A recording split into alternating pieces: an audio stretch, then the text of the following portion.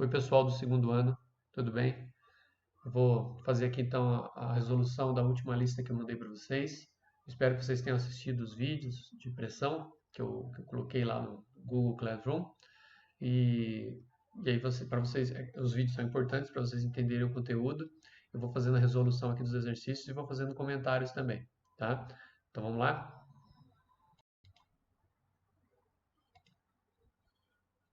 Tá aqui o primeiro exercício, é um exercício do Enem de 1999. E ele diz assim: a panela de pressão permite que os alimentos sejam cozidos em água muito mais rapidamente do que em panelas convencionais. Panela para fazer um feijão na panela de pressão, a gente leva aí uns meia hora, 40 minutos. Se a gente fosse cozinhar o feijão numa panela comum, também daria, numa panela aberta, normal, também daria, mas ia levar muito mais tempo, talvez, sei lá, uma hora e meia, 2 horas cozinhando. Isso vai gastar, claro, muito mais gás.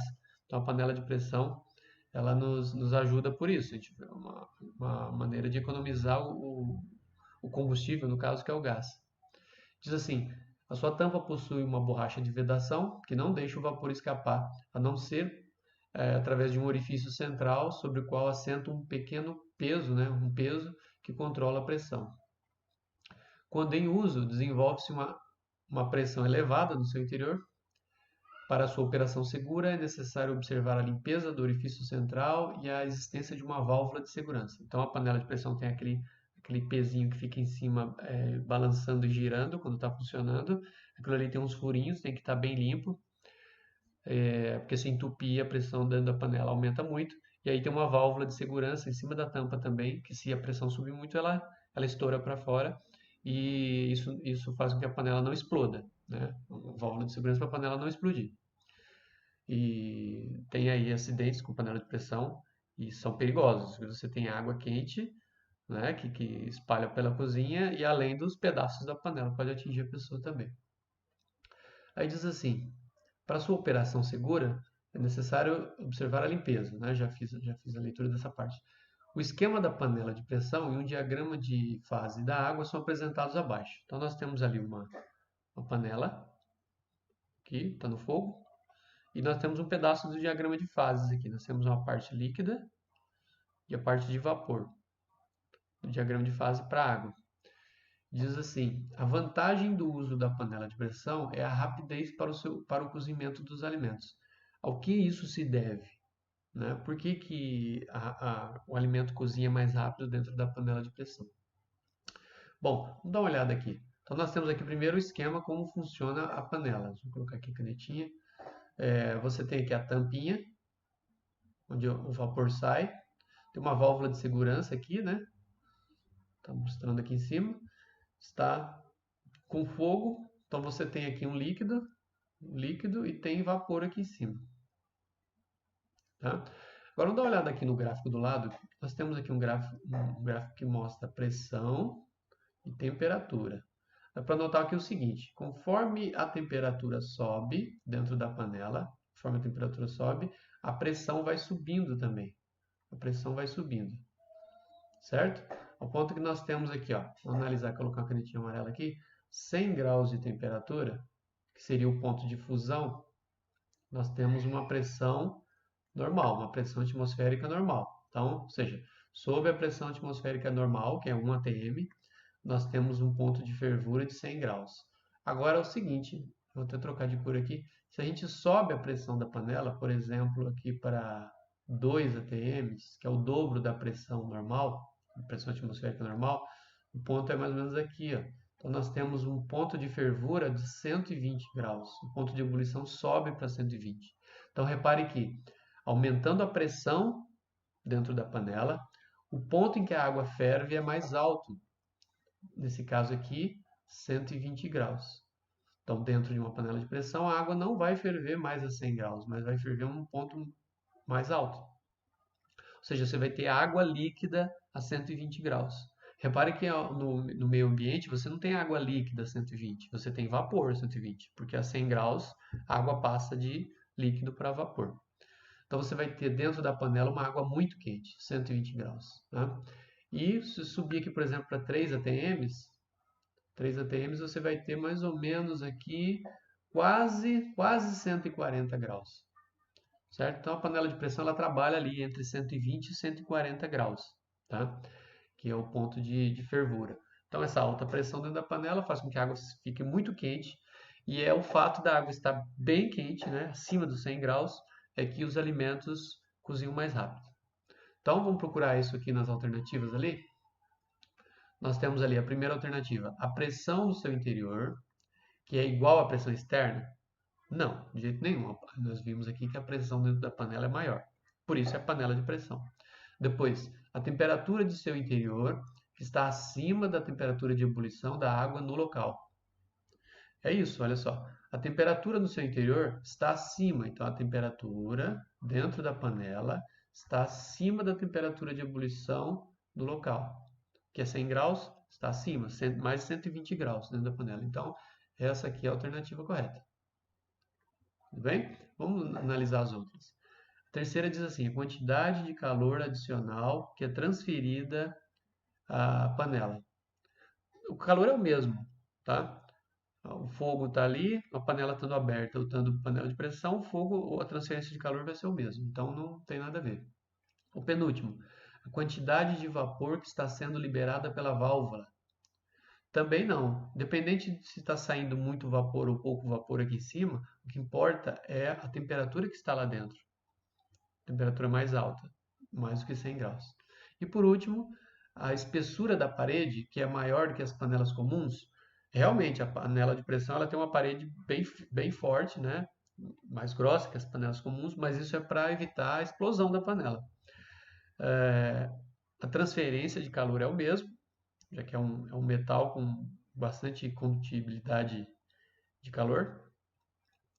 E não é a questão da espessura da parede que faz com que o alimento cozinhe mais rápido, mas sim a pressão lá dentro que faz a temperatura estar mais alta, ok? Então vamos para o próximo. Ok, a segunda questão é continuação da primeira, do Enem de 99. Vamos lá, diz assim: se por economia abaixarmos o fogo sobre uma panela de pressão, logo que se inicia a saída de vapor pela válvula, de forma simplesmente a manter a fervura, o tempo de cozimento. O que acontece com o tempo de cozimento? Vamos lá. Se você tem uma panela aberta mesmo, não precisa nem ser de pressão, fazendo, sei lá, miojo. A água começou a ferver, você pode baixar o fogo de forma que continue a fervura, continua fervendo ali. Claro, vai borbulhar muito mais lento, né, com menos força, vamos dizer assim, mas continua o ponto de fervura. Então, você continua com aqueles 100 graus mais ou menos ali do ponto de ebulição da panela aberta. O que vai acontecer? Você vai economizar combustível, vai economizar o gás. Continua fervendo, continua com a mesma temperatura e vai cozinhar da mesma forma, com o mesmo tempo, tá? Então você vai economizar o gás mantendo o mesmo tempo de cozimento, ok? É uma questão de economia. Então, olhar as alternativas ali. O que acontece com o tempo? O tempo será maior? Não. O que acontece na segunda? Porque a panela esfria muito menos, né? Depois a segunda, o tempo será menor? Não, o tempo será o mesmo. Tá? A gente já pode até procurar qual alternativa que diz que o tempo será o mesmo. A terceira, o tempo será maior? Não, não será maior. Na quarta, o tempo será maior? Não. E a última, não será alterado. O tempo não será alterado, ou seja, o tempo é o mesmo, pois a temperatura não varia. Isso mesmo, a temperatura não muda. A temperatura é do ponto de ebulição. Dentro da panela de pressão, entre 120 e 130 graus. Se for uma panela aberta, mais ou menos 98, 99 graus aqui em Londrina, né? Nós estamos alguns metros acima do nível do mar, então as coisas aqui fervem a temperatura um pouquinho abaixo de 100 graus. Então essa terceira aqui não será alterada, pois a temperatura não varia. Você pode baixar o fogo e economizar o gás. Beleza? Próxima. Beleza, vamos aqui para o terceiro exercício. Eu tive que deixar bem pequenininho aqui. Uma dica para vocês é entrar no link do YouTube, coloque na melhor qualidade, tá? Você clica lá na melhor qualidade do YouTube, nas configurações do vídeo, para você poder acompanhar aqui com boa qualidade comigo, ok? Então vamos lá, o terceiro exercício diz assim: a tabela a seguir registra a pressão atmosférica em diferentes altitudes, e o gráfico relaciona a pressão de vapor de água em função da temperatura. Vamos dar uma olhadinha aqui embaixo. Nós temos aqui, ó, diferentes altitudes. 0, o nível do mar, né? 1 km, 2, 4, 6, 8, 10. Ou seja, a altitude vai subindo aqui. O que vai acontecendo com a pressão? Ao nível do mar, nós temos a pressão comum, a pressão normal atmosférica, que é 760 milímetros de mercúrio. Esses 760 milímetros de mercúrio é o mesmo que uma atmosfera, um ATM. É o mesmo, tá? E o que vai acontecendo conforme você sobe? 1 km de altura cai para 600, 2 km já cai para 480, 4 km para 300, 6 km 170, 8 km 120 e 10 km de altitude a pressão já caiu para 100 milímetros de mercúrio. Bom, aí nós temos aqui um gráfico, continuando ali o texto em cima, diz assim, ó, um líquido num frasco aberto entra em ebulição a partir do momento que a sua pressão de vapor se iguala à pressão atmosférica. Então, a pressão de vapor, por exemplo, da água, ela chega no ponto de ebulição a 100 graus, né? Então, a água entra em ebulição a partir do momento que a pressão dela, a pressão de vapor dela, se iguala com a pressão atmosférica. 760 milímetros de mercúrio, a água ferve. Aí diz assim: assinale a opção correta, considerando a tabela, o gráfico e os dados apresentados sobre as seguintes cidades. Nós temos aqui Natal, vou assinalar aqui, em Natal, no Rio Grande do Norte, nível do mar, fica ao nível do mar. Campos do Jordão, fica no estado de São Paulo, altitude é de 1.628 metros. Pico da Neblina fica em Roraima, é a montanha mais alta do Brasil. Fica a 3.014 metros. É o ponto mais alto do Brasil. 3.014 metros. Então, nós temos esses pontos aí. De novo, Natal, fica no nível do mar. Campos do Jordão, 1.628. E o Pico da Neblina, 3.014 metros de altitude. Aí diz o seguinte, a temperatura de ebulição será. Nós temos as alternativas lá embaixo, mas antes nós temos um gráfico aqui que mostra o seguinte, que é parecido com aquele do último exercício. Conforme a pressão aumenta, a pressão vai subindo, a temperatura de ebulição também vai subindo. Vou colocar aqui. Ó, conforme, por exemplo, nós temos aqui uma pressão de vapor de... Vou colocar aqui mais ou menos 660, é mais ou menos aqui, ó. 760, que seria essa aqui em cima. Então, se você acompanhar aqui no gráfico, vai dar mais ou menos 100 graus. Tá? Que é a ebulição da água 100 graus numa pressão normal. Agora, se a gente voltar para trás aqui, ó, a gente vai baixando a pressão, igual a tabela de cima, o que vai acontecendo com o ponto de ebulição? Vai caindo também. 80, 60, 40, né? Ao ponto de você ter que, por exemplo, 10 km de altura, você tem uma pressão de 100 milímetros, então você tem aqui embaixo, ó, 100 milímetros a 10 km de altura, a fervura é mais ou menos aqui, ó, entre 40 e 60, mais ou menos 50 graus. Então, a 10 km de altura, a água ferve a 50 graus apenas. Tá? Beleza, então vamos analisar o seguinte. O que acontece com a temperatura de ebulição, vamos ver qual é a alternativa correta. Temperatura de ebulição será maior em Campos do Jordão? Campos do Jordão é a cidade intermediária, que ela está a 1.628 de altura. A temperatura de ebulição será maior em Campos do Jordão? Não, né? Qual dos três tem maior pressão? Está sob maior pressão? É a cidade ao nível do mar, Natal. Natal tem maior pressão, segundo lugar Campos do Jordão, e o que tem está sofrendo menor pressão é no Pico da Neblina. Então a primeira não é. Depois, a segunda alternativa, a pressão será menor em Natal? Não, será maior em Natal. A gente pode até escrever aqui, ó, Natal, a pressão em Natal será maior que em Campos do Jordão e será maior que no Pico da Neblina. Vou colocar assim, ó, Pico da Neblina. Natal será maior, depois de Campos do Jordão e depois Pico da Neblina. Então não será menor em Natal, será maior em Natal. A terceira alternativa, será menor no Pico da Neblina? A temperatura de ebulição será menor no Pico da Neblina? Sim. Quanto menor a pressão, menor o ponto de ebulição. Então nós temos que no Pico da Neblina, que é o que está sob menor pressão, nós temos o menor ponto de ebulição. Beleza? Então nesse caso aqui nós temos a terceira alternativa. Só para olhar as próximas alternativas, nós temos A temperatura de ebulição será igual em Campos do Jordão e em Natal? Não. Em Natal, que está ao nível do mar, a temperatura é mais alta, pressão maior, maior temperatura de ebulição. Campos do Jordão, a altitude é um pouquinho mais alta, menor a temperatura de ebulição. E por último, não depende da altitude? Sim, depende da altitude. Quanto mais alto, nós vimos até no exercício anterior, quanto maior a altitude, né? Aliás, nós vimos nessa tabela aqui, ó, quanto maior a altitude, menor a pressão. Tá? Quanto maior a altitude, menor a pressão. Beleza? Ok, vamos para o próximo. Bom, pessoal, antes da gente fazer o próximo exercício, gostaria de só explicar esse esquema aqui. Coloquei aqui um diagrama de fases para vocês e vamos fazer umas cores aqui. Vou colocar aqui, ó, na faixa onde a gente tem sólido, eu vou pintar aqui de verde. Ah, não consigo aqui sem borrar. Verdinho, verdinho. Todas essas coordenadas aqui de pressão e temperatura, nós temos fase sólida, tá? Então, qualquer substância que tenha uma coordenada de pressão e temperatura que caia nessa faixa verde aqui, nós temos fase sólida, tá? Isso aqui é mais ou menos o diagrama para a água, tá? Tem até os valores aí para a água. Aqui em cima eu vou colocar amarelo para fase líquida. Qualquer coordenada que caia dentro dessa faixa amarela, nós temos uma substância na fase líquida.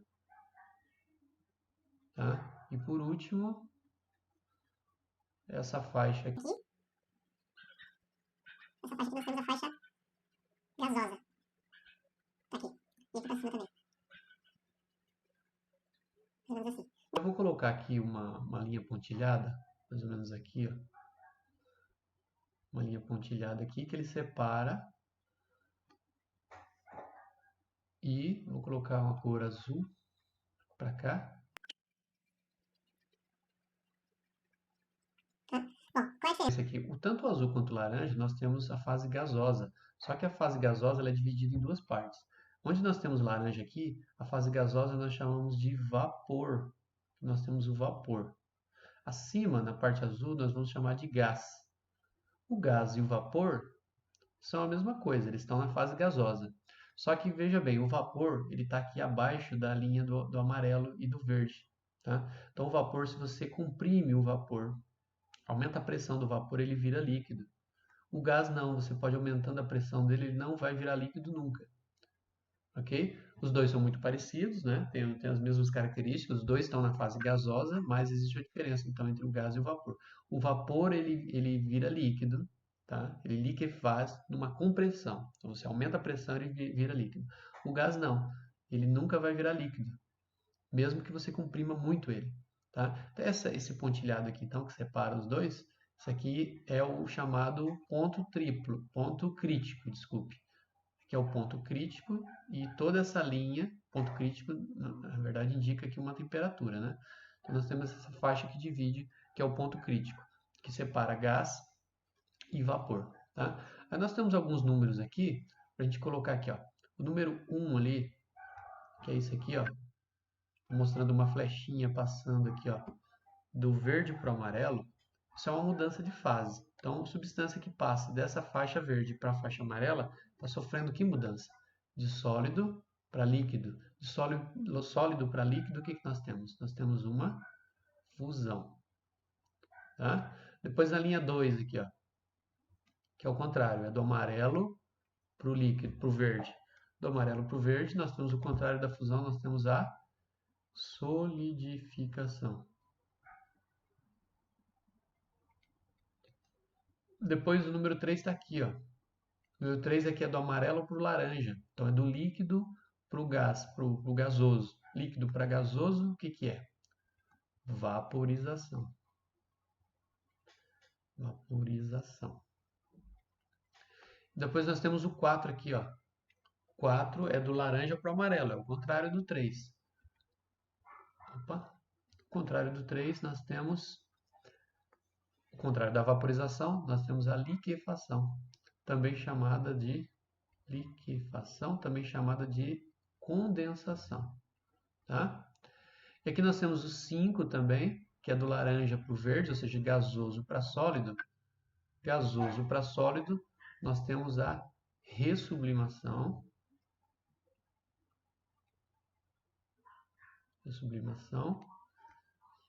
E não está aqui, mas poderia ter aqui um número 6 aqui, ó. Número 6, o que seria o 6? Seria uma sublimação de sólido para gasoso. Sublimação. Ok? E aí, todo aquele esquema que a gente colocou a gente já aprendeu de sólido, líquido e gasoso, né? A mudança de sólido para líquido, de líquido para gasoso, de gasoso para líquido, de líquido para sólido e direto, né? De sólido para gasoso e de gasoso para sólido. Dá até para colocar os números aqui, ó. O que seria de sólido para líquido aqui? Seria o número 1. O que seria de líquido para gasoso? Seria aqui o número 3. O que seria de gasoso para líquido? Aqui é o número 4. E de líquido para sólido? Está aqui em cima, aqui, ó. É o 2. Sendo que a sublimação aqui seria o 6 e a ressublimação seria o 5. Só cortou um pouquinho ali o vídeo. Deixa eu ver se eu consigo arrumar para vocês. Aqui, aí. Agora sim.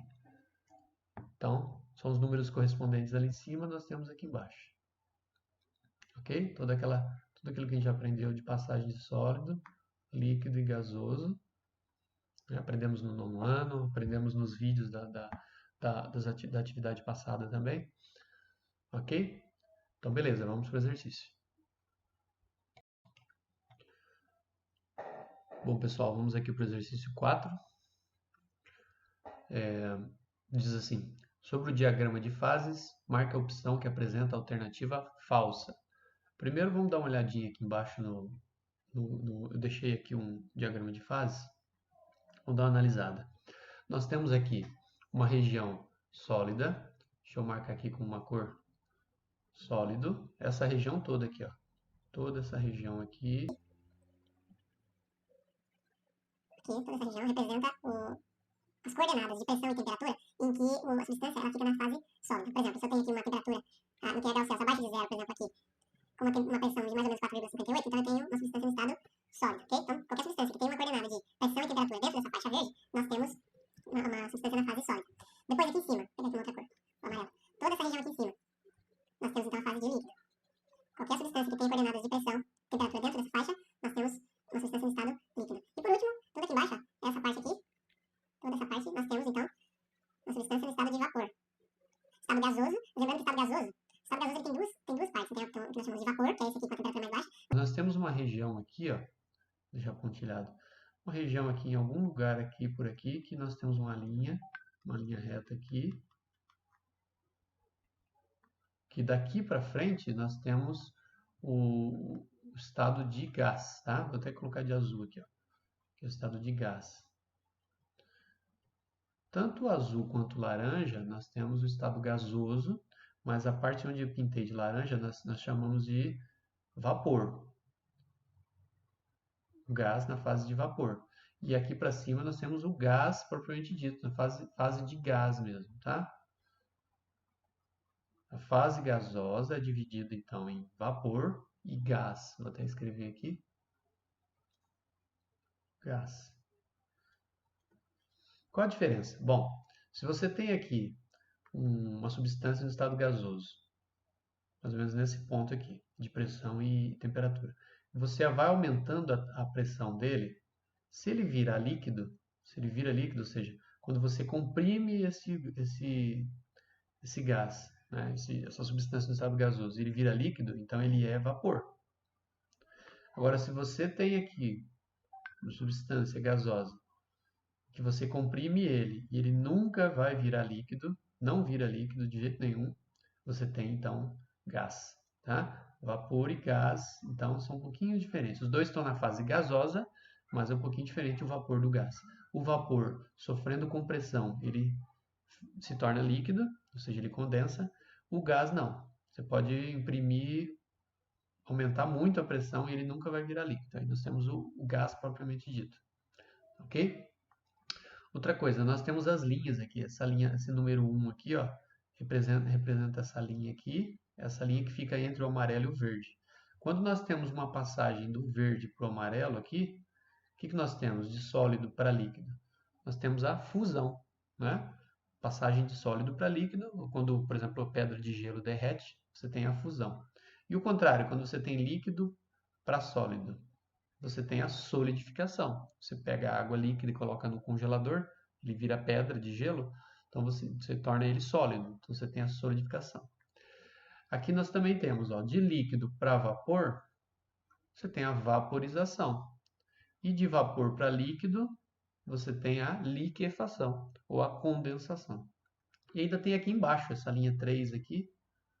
Essa linha 3 é a linha da sublimação. Então, você tem sólido virando vapor, sublimação, e você pode ter vapor virando sólido, a ressublimação. Todo aquele esquema que a gente já estudou, né, de fusão, vaporização, liquefação, solidificação, tá? Eles também estão aqui colocados no diagrama de fase, ok? Bom, tem um pontinho aqui que é o ponto triplo. O ponto triplo, ele é exatamente o ponto de pressão e temperatura em que você pode ter ao mesmo tempo sólido, líquido e vapor. Tudo ao mesmo tempo, no mesmo ambiente. Em determinadas condições de pressão e temperatura, você pode ter os quatro. No caso da água aqui, ó, nós temos aqui uma pressão de 4,78 milímetros de mercúrio, uma pressão bem baixa, com uma temperatura de 0,01 graus Celsius. Então você pode ter as três ao mesmo tempo.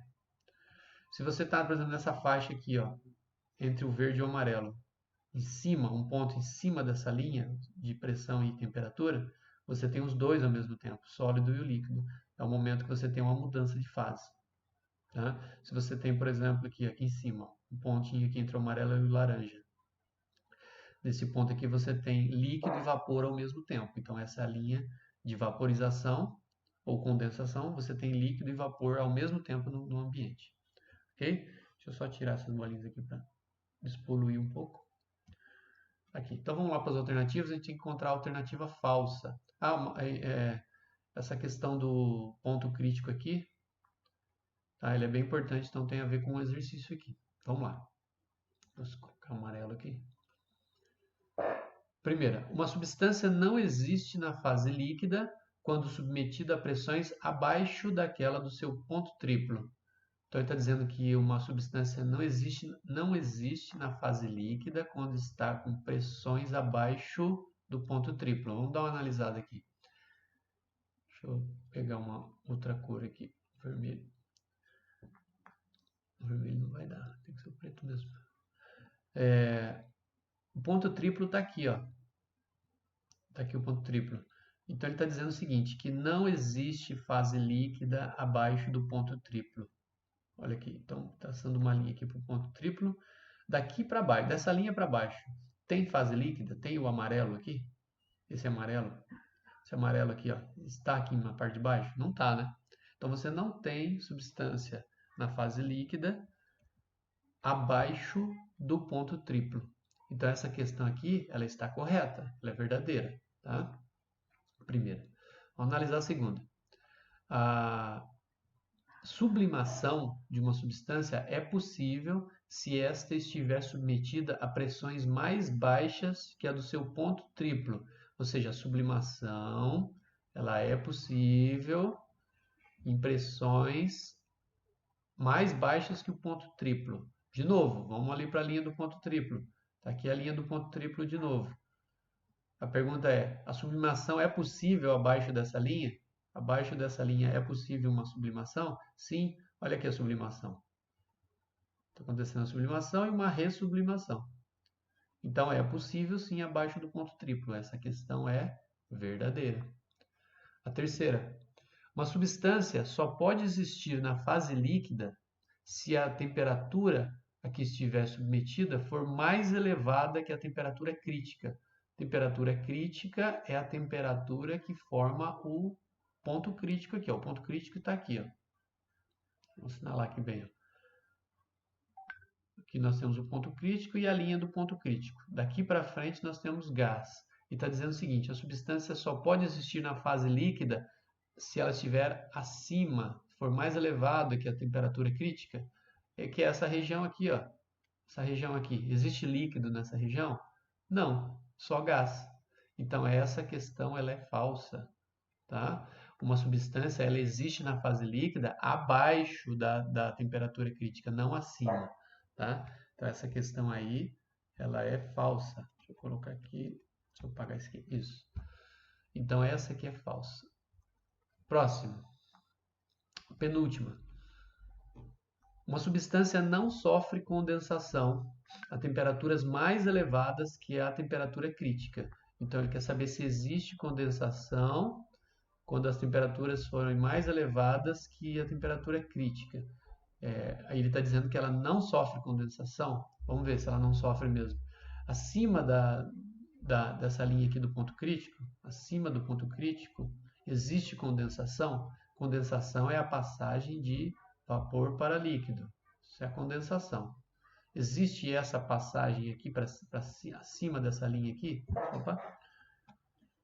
Não existe, ó, você pode procurar aqui, não existe passagem do laranja para o amarelo, tá? Então está correta a alternativa, está dizendo que não tem mesmo. Então essa aqui é verdadeira. Ó, não sofre. E o último, na Lua, um bloco de gelo pode passar diretamente para a fase gasosa, ou seja, na Lua pode acontecer a passagem direta para a fase gasosa. O que é a passagem do bloco sólido para gasoso? Sólido para gasoso é sublimação, é isso aqui, ó. Aqui embaixo, sublimação, sólido para gasoso. Isso pode acontecer na Lua? Veja bem, na Lua a pressão é muito baixa, tá? Lá não tem atmosfera, então não tem a pressão acima do chão é espaço. A pressão é quase nada, então é até abaixo desses 4 aqui. É uma pressão mais ou menos, sei lá, aqui mais ou menos. Então você pode ter uma passagem de sólido para líquido? Pode. Então na Lua, se você, sei lá, abrisse uma caixinha com gelo, você ia ver o gelo virando vapor na hora ali, tá? Ele ia sublimar. Vapor ia fugir para o espaço, né? Ia fugir para o espaço todo aquele vapor ali. Ia ser bem rápido. Tá? Então sim, é possível acontecer a sublimação na Lua. Inclusive acontece em Marte, né? Lá Marte tem gelo e tem épocas do ano que ocorre a sublimação. Esse gelo que está geralmente no subsolo, ele vira vapor, tá? E desaparece esse gelo no verão de Marte. Na Lua, então, acontece mais ainda, porque lá nem atmosfera tem. Beleza? Ok? Vamos para o próximo. Vamos lá para o exercício 5. Diz assim: uma coluna da esquerda apresenta processos de termotransferência e a da direita fatos do cotidiano relacionados a esses processos. Bom, os três processos de transferência de calor são condução, convecção e radiação, ou irradiação. Melhor ainda é irradiação. E aqui desse lado nós temos os fatos que ocorrem em troca de calor e a gente vai identificar cada uma como sendo condução, convecção ou radiação, ou irradiação. Vamos ler lá primeiro. O movimento do ar no interior das geladeiras. No interior das geladeiras, a gente tem grades ali, o congelador em geral fica na parte de cima, ou se ele fica na parte de baixo, ele tem ventiladores nas paredes para jogar o ar frio para cima, e o ar frio ele vai descendo, o ar quente vai subindo. Então você tem ali o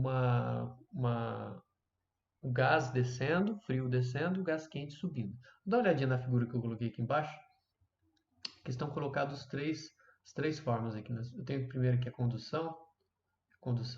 Nós temos uma pessoa que ela está usando uma luva para não queimar a mão, porque conforme a barra metálica esquenta, vai acontecendo a condução do calor através da barra até chegar na mão da pessoa. Então ela tem que usar a luva para não queimar a mão, mesmo a mão estando longe do fogo, mas a barra esquenta por condução, vai conduzindo o calor através das moléculas. Então você tem o calor passando de molécula a molécula. As moléculas não saem dos seus lugares, mas elas vão transferindo aos poucos o calor, como se fosse um telefone sem fio.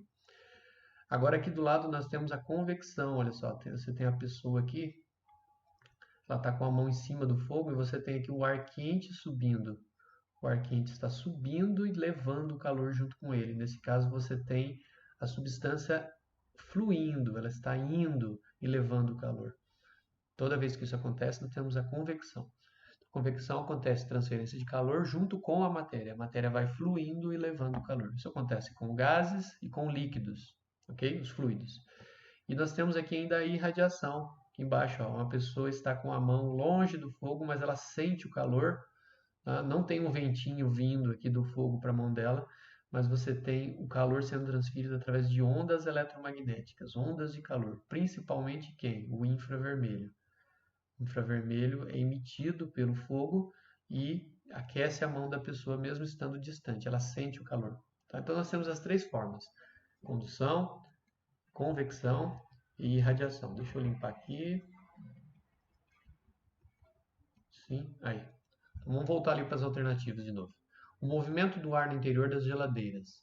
Você tem o ar frio descendo, o ar quente subindo e a geladeira toda fica resfriada, né, com o passar do tempo. Então isso aqui nada mais é do que o quê? Movimento do ar no interior das geladeiras. Convecção. Vou até ligar aqui, ó. Convecção. O segundo, o cozinheiro queimou-se com a colher aquecida. Seria esse caso de baixo aqui, ó. O cara tem que usar luva para não queimar a mão. Então, o cozinheiro queimou-se com a colher aquecida. É condução. Condução. O próximo, energia que recebemos do Sol. O Sol ele está a 150 milhões de quilômetros da Terra. Mesmo assim, ele aquece o nosso planeta. Entre a Terra e o Sol não existe ar, existe vácuo, vazio. Tá? Isso é uma característica da irradiação. As ondas de irradiação, as ondas eletromagnéticas, elas conseguem viajar mesmo no vazio do espaço. Tá? Então, nesse caso aqui, nós temos uma irradiação, ou radiação do calor do Sol, que chega até nós e aquece o planeta Terra. Tá? Então, vamos ligar aqui. E por último, nós temos ali o ar-condicionado deve ser instalado próximo ao teto. Se você instala o ar-condicionado lá em cima, ele sopra o vento frio para dentro do quarto e esse ar gelado vem descendo. Ele é pesado, vem descendo. Ele é mais denso e desce. O ar quente que está embaixo sobe e eles trocam de posição. Nessa troca de posição vai acontecendo troca de calor até que todo o cômodo fique resfriado. Se você instala o ar-condicionado na parte de baixo, próximo ao chão, ele vai soprar o ar gelado ali no chão. Esse ar gelado é pesado, ele fica por ali mesmo. Não tem convecção, não tem troca. Ele não sobe, nem o ar quente não desce. Ele fica aqui embaixo e o quarto não troca calor de maneira eficiente. Então demora mais para o quarto resfriar. Vai gastar muito mais energia e também às vezes nem vai conseguir resfriar da maneira que a gente quer. Então o ar-condicionado deve ser instalado no alto. Tá? Por quê? Para acontecer justamente o quê? A convecção. O ar flui, o ar frio vem descendo, fluindo para baixo, trazendo o ar gelado para baixo e o ar quente sobe levando o calor e vai trocando, ok? Então nós temos aqui também. Como é que fica a sequência aqui? Vamos colocar os números aqui. Esse aqui é o 2, esse aqui é o 1, esse aqui é o 3 e esse aqui é o 2. Procurando aqui a sequência, 2, 1, 3, 2, 2, 1, 2, 1, 3, 2. É o último aqui. Ó. Beleza? Vamos para o próximo. Questão número 6. Uma panela com água está sendo aquecida num fogão. O calor das chamas se transmite através da parede do fundo da panela para a água, que está em contato com essa parede, e daí para o restante da água. Vamos fazer um desenho aqui. Você tem aqui, vou colocar assim, ó, a panela. Aqui você tem água. Vê se dá para desenhar com a canetinha, com a cor aqui. Você tem água aqui. E você tem fogo aqui embaixo.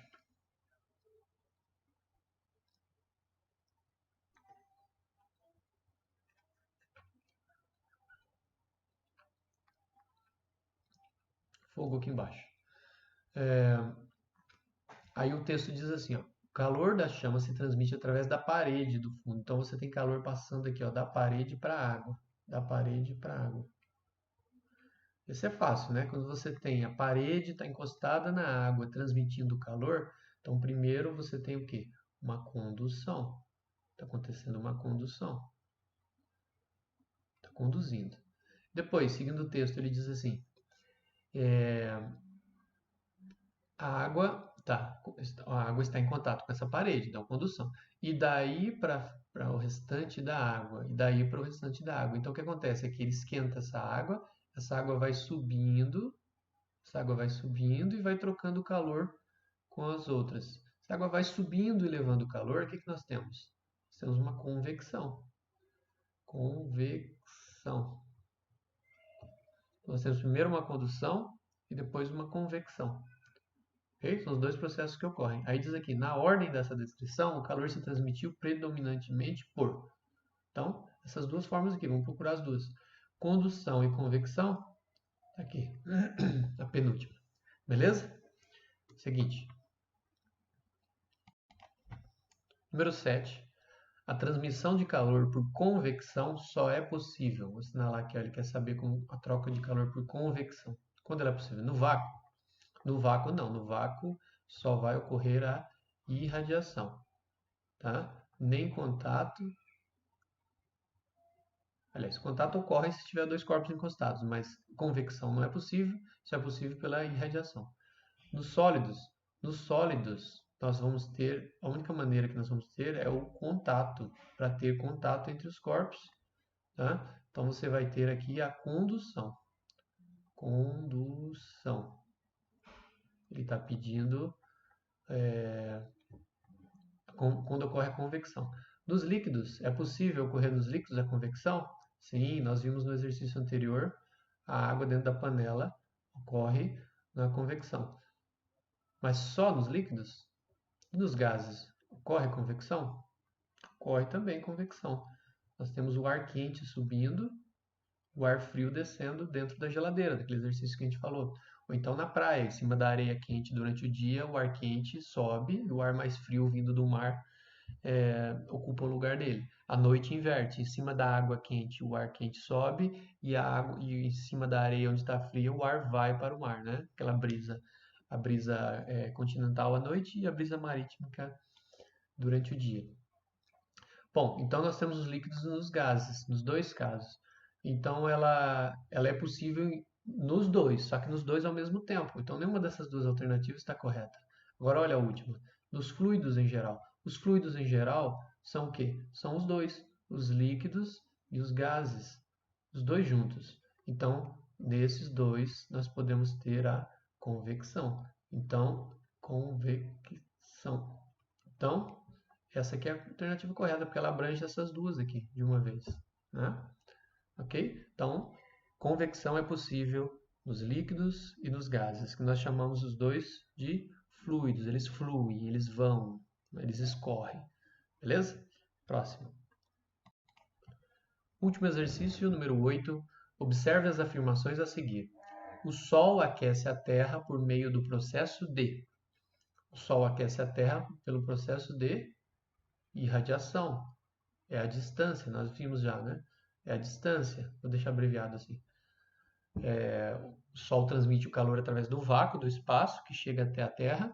Isso só pode ocorrer através da irradiação. Não é condução, o Sol não está encostado na Terra e também não tem convecção. Não existe um vento que vem trazendo um vapor ou um líquido que vem trazendo convecção do Sol para cá. Tá? Então, somente a irradiação.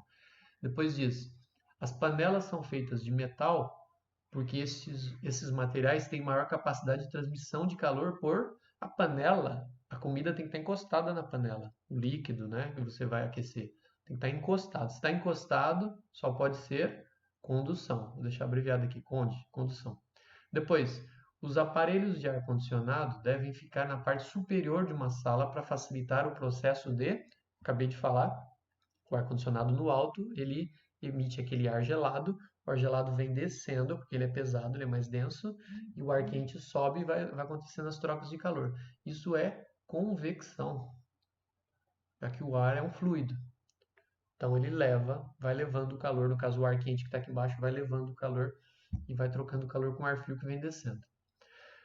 Aí diz lá as palavras que completam a frase, para a gente escolher aqui a sequência, o que deu? Deu irradiação, condução e convecção. Irradiação, condução e convecção é a penúltima aqui. Irradiação, condução e convecção. Beleza? É isso, pessoal. Aguardem que em breve a gente vai dar sequência a esse estudo e vai ter mais exercícios para vocês, ok? Valeu, um abraço, até a próxima.